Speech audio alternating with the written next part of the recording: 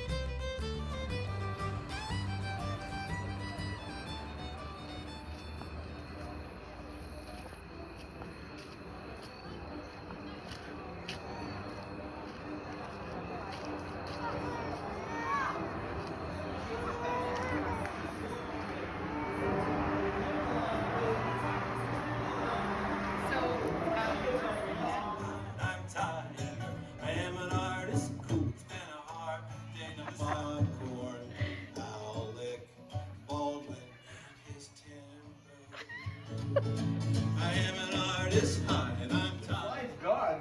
They put a can on Billy's head, and Johnny and Ray were back there trying to shoot the can, and they said, I thought it was time for me to go home. Right now, trying to lay down. I heard the scratch.